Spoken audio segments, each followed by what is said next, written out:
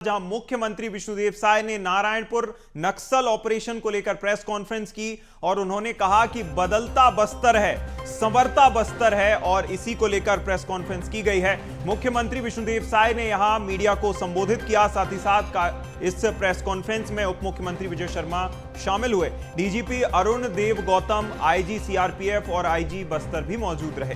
राष्ट्रीय सुरक्षा के लिए नक्सलवाद एक बहुत बड़ा खतरा है। मुख्यमंत्री ने कहा कि नक्सल चुनौतियों से जनजातीय समाज के लोग जूझ रहे थे, जहां मूलभूत सुविधाओं से आदिवासियों को दूर रखा। लगातार ऑपरेशन हो रहे हैं और लगातार सफलताएं भी मिल रही हैं। कल भी नारायणपुर में जवानों ने 27 नक्सलियों को ढेर कर दिया। 2 जवान भी इस मुठभेड़ में शहीद हो गए हैं, उन्हें नमन करते हैं। इसी के साथ ही मुख्यमंत्री विष्णुदेव साय ने कहा कि बसव राजू इस कार्रवाई में ढेर हुआ है, जो टॉप नक्सलियों में शामिल था, यानी कि लगभग नंबर 2 का नक्सली बताया जाता है, जो कि कई राज्यों में सक्रिय था, लंबे समय से लोगों के लिए और सुरक्षा बलों के लिए सरदर्द बना हुआ था, जिसे कल ढेर कर दिया गया है। क्या कुछ कहा मुख्यमंत्री ने, सुनिए।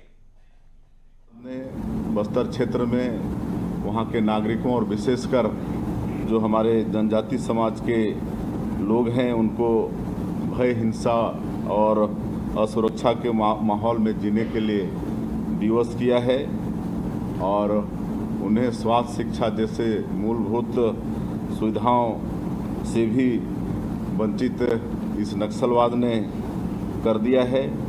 इसी तरह से कल हमें एक बड़ी सफलता मिली है।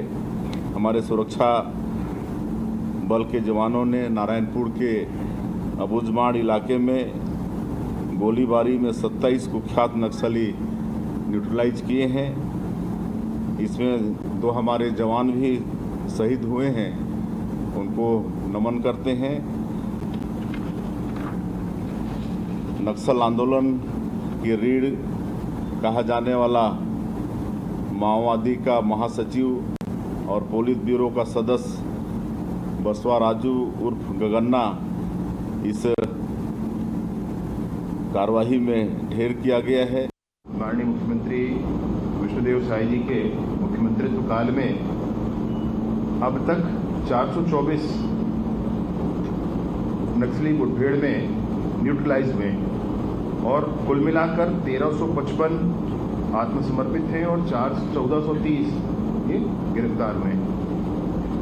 इस आंकड़े में एक आंकड़ा बहुत महत्वपूर्ण है जो आपसे कहूँगा कि इस वर्ष 2025 में समर्पण की संख्या ज़्यादा है, गिरफ्तार की संख्या कम है। लेकिन इन सारी घटनाओं में आप देखेंगे कि नक्सली बस्तर के आदिवासियों को मारना चाहते और ये कभी होने नहीं दिया जा सकता। केंद्रीय नेतृत्व के माननीय अमित शाह जी के उस आह्वान के उपरांत माननीय विष्णुदेव साय जी के मार्गदर्शन में ये पूरी टीम काम कर रही है और इस पूरे काम के बीच में जो विभिन्न दिशाओं में काम चल रहे हैं।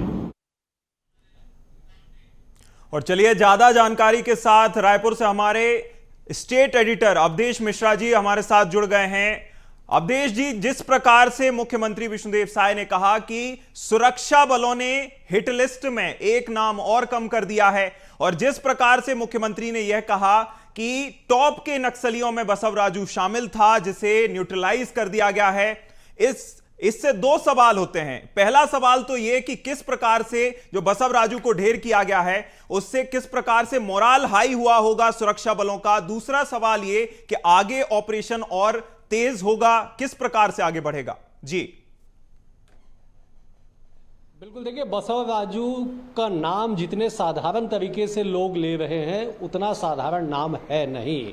अभिनव जी, समझना होगा इस बात को कि बसव राजू कितना बड़ा नाम था।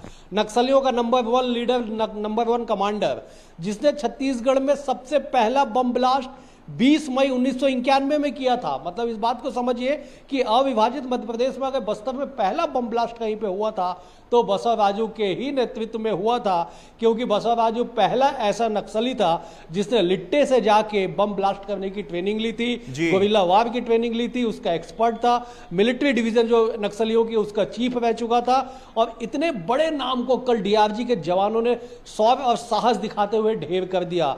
अलग अलग राज्यों में मिलाकर तकरीबन 3 करोड़ से ज्यादा का इनाम था बसव राजू के सिर पे। उस कमांडर को, उस बड़े नाम को धराशायी कर देना, उसे निस्तनाबूद कर देना अपने आप में बड़ी सफलता छत्तीसगढ़ में एंटी नक्सल ऑपरेशन के को लेके है। अब तक चाहे वो राज्य गठन की बात हो या फिर कल तक की बात हो, अब तक हुए नक्सल जितने भी एंटी नक्सल ऑपरेशन हुए इसमें सबसे बड़ी सफलता, सबसे बड़ा नाम जो अगर देखा जाएगा तो बसव राजू का नाम है। इसलिए इस बात को समझना होगा कि बस्तर में अब जो है माओवादी पूरी तरीके से बैकफुट पे है, क्योंकि मुख्यमंत्री ने भी इस बात का जिक्र किया कि अगर जब लीडर ही खत्म हो गया तो उसके बाद नीचे के जो सैनिक है वो हताशा और निराशा की गर्त में चले जाएंगे और वो कहीं ऑपरेशन कर नहीं पाएंगे। केवल बसव राजू के मरने से नहीं, बल्कि जो एंटी नक्सल ऑपरेशन के तहत ज्वाइंट वेंचर जो चलाया जा रहा है, आज तक कोऑर्डिनेशन को लेकर बड़े सवाल उठते थे, एंटी स्टेट को लेकर कोऑर्डिनेशन को लेकर बड़े सवाल उठते थे। अब इंटर स्टेट कोऑर्डिनेशन की बात कर ली जाए, फोर्स के भीतर कोऑर्डिनेशन की बात कर ली जाए, कोऑर्डिनेशन का इतना काम हुआ कि कल जो ये पूरा ऑपरेशन को अंजाम दिया गया तो समझिए कि अबुझ माड़ का वो माड़ क्षेत्र जो नक्सलियों का सबसे बड़ा, सबसे सुरक्षित स्थान हुआ करता था, वहां पे नारायणपुर, बीजापुर, दंतेवाड़ा और कोंडागांव 4 जिले के संयुक्त अभियान चलाया गया, चारों तरफ से घेरा गया। अब बसव राजू सहित 27 नक्सलियों को ढेर कर दिया गया। तो समझिए अब प्लानिंग का जो लेवल है वो किस स्तर तक पहुंच चुका है। आज ही मुख्यमंत्री से सवाल हुआ कि जब नक्सली जो है पहले ऐसे ऑपरेशन चलते थे तो दीगर राज्यों की तरफ भाग जाते थे, लेकिन इंटरस्टेट कोऑर्डिनेशन में भी जो तकनीकी तौर पे जो सुधार देखने को मिला, जिसका सबसे बड़ा उदाहरण कव्वेगुट्टा की पहाड़ी में रहा कि जहां पे महाराष्ट्र, तेलंगाना और छत्तीसगढ़ के संयुक्त अभियान में 31 माओवादियों को ढेर किया गया। तो अब वो दिन दूर नहीं जब छत्तीसगढ़ ही नहीं देश से नक्सलवाद का खात्मा हो जाएगा। और यही वजह है कि मुख्यमंत्री खुद प्रेस कॉन्फ्रेंस लेके इस पूरे अभियान के लिए, इस अभियान के सफलता के लिए उन्होंने डीआरजी को, पुलिस प्रशासन को और तमाम उन लोगों को उन्होंने हौसला अफजाई की जो इस अभियान से जुड़े रहे।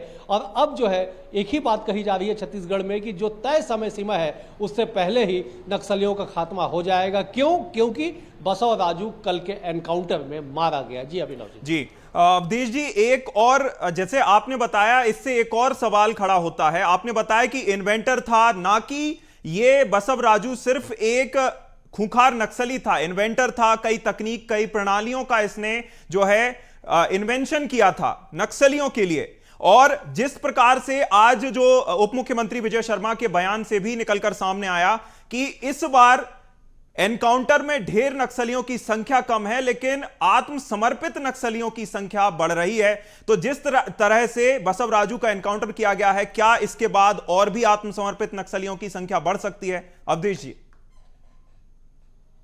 बिल्कुल बिल्कुल अभिनव जी, देखिए बेहद ही जायज सवाल है, क्योंकि अब समर्पण करने वाले नक्सलियों की संख्या लगातार बढ़ेगी, क्योंकि उनका लीडर मारा गया, कमांडर मारा गया।